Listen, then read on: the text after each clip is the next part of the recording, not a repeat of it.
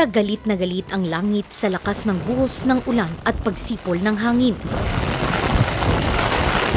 Ganito binayo ng bagyong Pipito ang probinsya ng Benguet gabi ng November 17. Pero pagputok ng araw kinabukasan, tila nagliwanag ang kalangitan. Kasabay nito ang maaga ring pagbangon ng grupo ni George Punasen para ihanda ang mga ipapamahaging relief goods sa abot sa 70 apektadong pamilya sa bayan ng Itogon. Ito, may mga pamilya nito. Okay.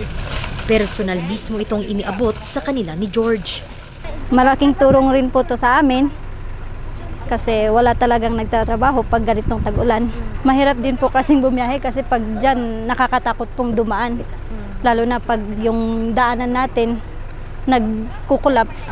Unang-una sa lahat, nagpapasalamat tayo sa opisina ni Apo Tulpo sa binibigay niyang tulong sa mga kabarangay namin dito na kapuspalad, ma'am. At saka si Sir George, itong coordinator natin, maraming salamat din, Apo George. Alam natin na given na maraming masasalansa na mga kailian, mga affected sa mga bagyo. So ang ginawa natin, early morning nag-impake na tayo. At saka alam niyo naman kung yung ginagawa talaga ng opisina natin is action talaga.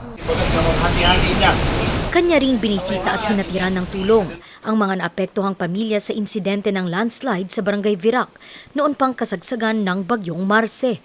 Namigay rin si George ng kilo-kilong bigas.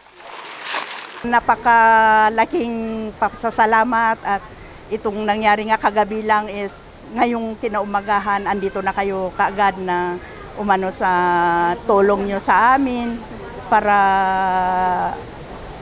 pangdagdag namin doon sa mga pang-araw-araw naming kinakailangan. Talagang aksyon agad.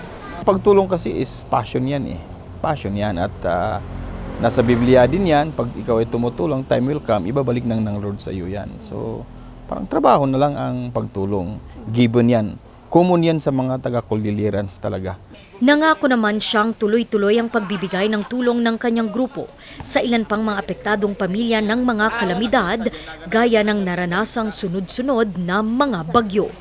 Randy Guzman para sa Luzon Headlines.